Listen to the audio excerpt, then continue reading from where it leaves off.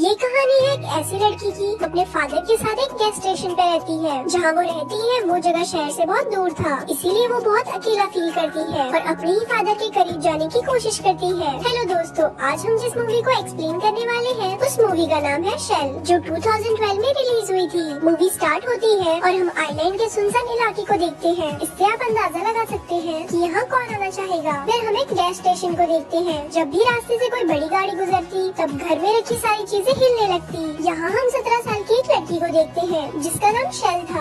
वो अपने फादर के साथ इस गैस स्टेशन में रहती थी जिसका नाम पीट था। वो दोनों ना जाने यहाँ कब से रह रहे थे। पीट यहाँ कार रिपेयरिंग करता था पर उसे अक्सर मिर्गी के दौरे पड़ते थे। जब भी ऐसा होता था तब सेल उसके मुँह में एक कपड़ा रखती थी। जहाँ वो रहते थे वहाँ मुश्किल से 1-2 गाड़ियाँ गुजरती थी और कभी कभी तो हफ्ते तक एक भी गाड़ी नहीं गुजरती थी। रात को वहाँ इतनी ठंड पड़ती थी कि हीटर के बिना रह पाना मुश्किल था। एक सुबह जब शेल उठती है तभी वहाँ एक गाड़ी आती है। वो उनका रेगुलर कस्टमर यूक था। वो अपनी कार में पेट्रोल डलवाता है और बिल पे करके वहाँ से चला जाता है। आज फ्राइडे था और वो संडे को लौटने वाला था। वहीं दूसरी तरफ हम पीट को देखते हैं जो कि कार रिपेयरिंग करता था। वो बहुत टाइम से काम कर रहा था, इसीलिए शेल उसके पास जाती है और उसे काम छोड़ने को कहती है। अब रात को डिनर करते टाइम पीट को मिर्गी का दौरा पड़ता है तो शेल उसके मुँह में कपड़ा डाल देती है। ये शायद इसीलिए किया जाता है ताकि दांतों के बीच जुबान न आ जाए और ये शेल के लिए कोई बड़ी बात नहीं थी। उसके फादर को अक्सर दौरे पड़ते रहते थे। रात को जब दोनों डिनर कर रहे थे तभी वहाँ एक गाड़ी आती है। वो भी उनका रेगुलर कस्टमर एडम था। वो 100 मिल में काम करता था और आज रात वो पब जा रहा था।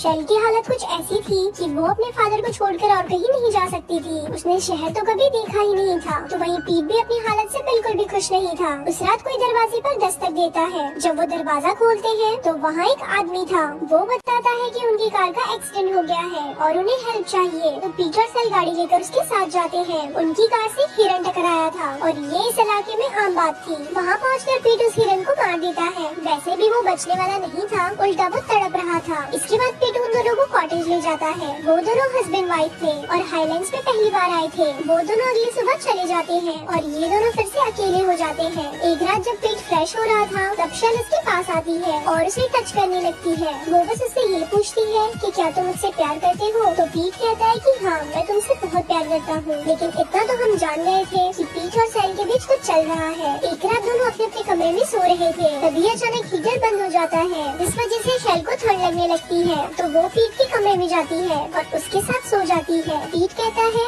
कि क्या हुआ। तब शेल कहती है कि हीटर बंद हो गया है और मुझे बहुत ठंड लग रही थी। पीट कहता है कि तुम यहाँ नहीं सो सकती। तब शेल कहती है कि क्यों नहीं, मैं यहाँ सो सकती हूँ। फिर पीट हीटर ठीक करने जाता है। वो हीटर ठीक करने की बहुत ट्राई करता है पर रात को वो क्या ही कर लेगा। अब हीटर ठीक नहीं होता, इसीलिए वो शेल के साथ सो जाता है। जब सुबह होती है तब एक पल के लिए पीट अपना आपा खोने लगता है, लेकिन अगले ही पल वो शेल से दूर हो जाता है और हीटर को ठीक करने लगता है। तभी वहाँ युग आता है। वो शेल के लिए कुछ कपड़े लाया था जिससे खुश होकर शेल उसे हक करती है, लेकिन युग यहाँ खुद पर कंट्रोल नहीं कर पाता और शेल को पीछे से पकड़ लेता है। पर शेल को ये सब अच्छा नहीं लगता क्योंकि उसे युग में जरा भी इंटरेस्ट नहीं था, इसीलिए वो वहाँ से चला जाता है। पीट जब हीटर ठीक कर रहा था तब शेल उसके पास आती है और वो कहती है कि इतना हार्ड वर्क क्यों करते हो। इस पर पीट कहता है कि मैं हर रात तुम्हारे साथ सो नहीं सकता। एक दिन उनके पास एडम आता है। वो उससे कहता है कि उसकी जॉब चली गई है और उसे उनके गैस स्टेशन पर काम चाहिए। पर पीट उसे ये कहकर मना कर देता है कि उन्हें किसी की जरूरत नहीं है। हालांकि शेल चाहती थी कि एडम उनके साथ रहकर काम करे क्योंकि वो उसे पसंद करती थी। जाते टाइम एडम शेल को अपने साथ ड्राइव पे चलने को कहता है पर शेल कहती है कि वो बिजी है इसीलिए वो नहीं चल सकती।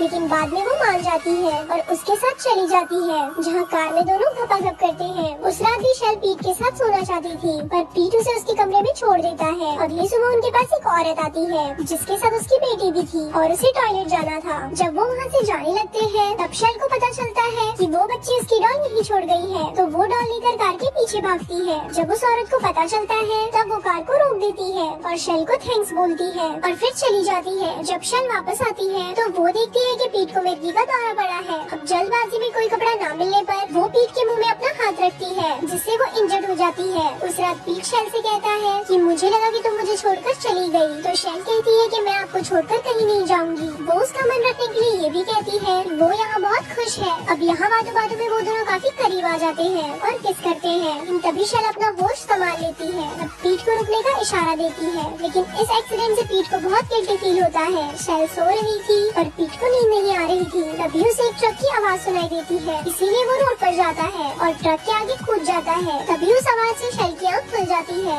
और वो पीट को ढूंढने लगती है। जब वो बाहर निकलती है वो एक ट्रक देखती है। उसे शायद अंदाजा लग गया था कि क्या हुआ है, पर फिर भी वो हिम्मत करके ट्रक के पास जाती है, जहाँ वो देखती है कि पीट मर चुका है। इस हादसे से शेल एकदम टूट जाती है। शेल ने दुनिया देखी ही नहीं थी। उसकी जिंदगी में उसके फादर ही सब कुछ थे, जिसमें वो अपनी खुशियाँ ढूंढ रही थी, और आज वो भी चले गए। इस हादसे की खबर सुनकर एडम शेल के पास आता है और उसे संभालता है। जब सुबह होती है तब भी वहाँ एक ट्रक आता है, तो शेल उसमें फ्यूल भरने जाती है और एडम कॉटेज में था। फ्यूल भरने के बाद शेल उस ड्राइवर के साथ चली जाती है, बिना सोचे समझे कि उसे कहाँ जाना है। शायद वो एक नई जिंदगी की शुरुआत करना चाहती थी। यहीं पर ये मूवी एंड हो जाती है।